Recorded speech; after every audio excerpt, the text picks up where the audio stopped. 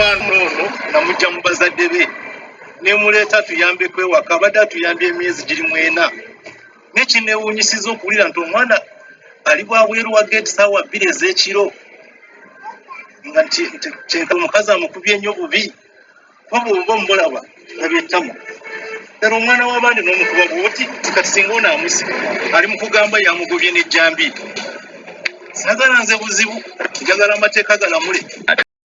She was there with the kids,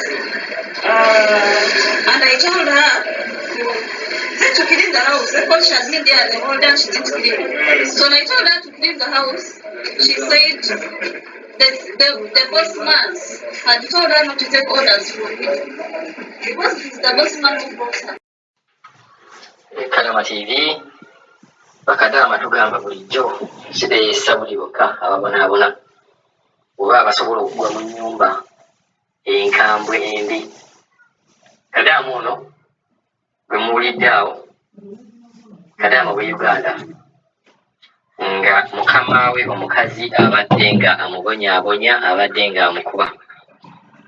Kino kitulaga ki? Kitulaga nti omulimu gwa Kadama si mwangu oba Uganda oba si Uganda, wabula w'obadde awo olina kubeera ng'okozesa bwongo n'amagezi okubeera ng'omalako omulimu ogwo. Mu nnyumba mw'ogenda mujja okusanga abasajja ng'abo. Omusajja ye yawaddeyo omukazi we n'agamba nti okukuba omukozi, okukuba Kadama tekyabadde kituufu, era n'amuwaayo ku poliisi. Omukazi yasuze mu kkomera era gy'ali. Ebintu bino omukyala bw'oba omulaba alinga alaga nti omwami ono alina enkolagana ne Kadama, kuba bw'oba owulidde awo ng'omukyala ayogera agamba nti bwe yagamba omukozi ono alongoose yamugamba nze oda nzijja wa boosi wange omusajja kuba yansasula oba ye boosi wange. Kaakati nze ekintu ekyo nkyogerako bwe nti Kadama nga ggwe oba omukozi w'owaka ate oluusi naffe tulina okweddako mu nnimi zaffe nga twogera. Sigamba nti omukyalo ono kyayogedde kituufu, ayinza okuba ng'awaayira alabe nga omusango guno aguvvuunuka, naye kantwale nti ekyo kyayogedde kyennyini omukozi kyayogedde. Omukozi okugamba nti gwe toli mukama wange oli ansasula ye mukama wange, ekintu ekyo kibeera kikyamu nnyo. Kibeera kiraze nti gwe ozala wa mama oba ozala ye omukyala oyo ow'omu maka. Kiki ky'olina okukola? Omuntu oyo kasita akugamba kola kino oba longoosa wali, genda olongooseewo. Aba tagambye genda otta omuntu ate ng'omulimu gwo nagwo waka kulongoosa. Wabula kyemulina okumanya nti buli bweddamu omuntu kati gwe kubamu pulaani naawe gwe mukazi mu maka olina bbaawo n'ogamba omukozi nti genda okole omulimu guli. Omukozi n'agamba nze ebiragiro bye ntwala bya musajja si bibyo. Osobola okitwalamu, osobola okimira. Suubira naye tosobola kimira. So mulimu ebintu oluusi bye tukola naye nga mbagamba tetugamba nti ddala kye yakoze omukozi oyo, kuba bw'oba otunuulidde omukozi oyo n'omukazi olabira ddala nga si kyangu nnyo omukozi oyo okuddamu omukazi bw'atyo. Wabula nze nkimanyi nti omukazi ono ayinza okuba yabadde atandise okufuna feeling nti omusajja ono yalibanga ayagala omukozi. Olabanga na wano mu kwogera omusajja obeddaga kairaba n'akuba omwana w'abandi, kairaba n'amukuba alaba yettama alabayo ki, oba otegeera ebintu ng'ebyo. Kati ebintu ng'ebyo abakazi nabo byebakwasa obujja, n'abeera ng'agamba ye omusajja ono ddala kiki ekigenda mu maaso.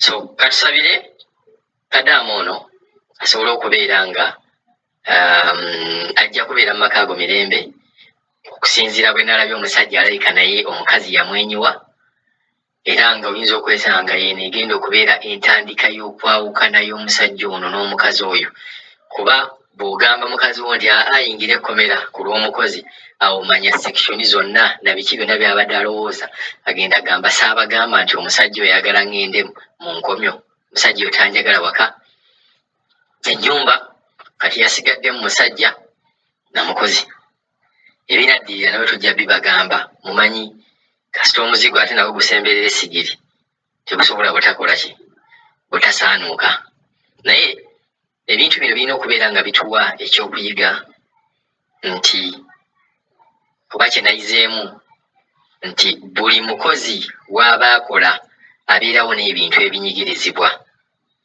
oba ebimunyigiriza wabula kiri ku ggwe omukozi okulaba nga ebintu ebikunyigiriza ebyo ddala obijjawo oba obeera nga olina engeri gy'osobola okubeera nga obiyitamu then n'ekirala nti gwe omukozi nga ggwe omama wagamba ekintu nti kola ekintu kino tekyalibadde kyamagezi kumugamba nti si ggwe onsasula kuba naawe ogamba singa obeera n'amaka omuntu nagamba ekintu ekyo kibeera kijja kuyisa bubi so buli story gy'olabanga laba oyizeemu ki tolaba kintu n'okirekaawo kiki ky'oyize mu story eyo tujja kuba tukomawo n'abasuubiza okubeera nga tukomawo tujja okwogera ku mirambo egiyingira e Uganda nabagambye emirambo giyingira e Uganda naye ne tubeera nga tetwagitegeddeko oba nga tetugimanyiiko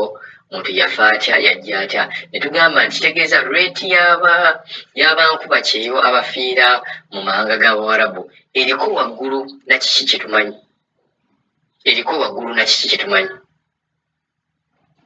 tujja kujja ne topiki eyo tukyogereko bulungi nnyo tulabe n'engeri gye tujja okubeera nga tufunangamu information eno nti buli muntu aba ayingidde e Uganda tubeera nga tulina okubeera nga tumumanyi tubeere nga tusobola okubeera nga tutuusa amawulire ago ku bantu okubeera nga mweyongera okubeera nga mwegendereza mulina okubeera nga mwegendereza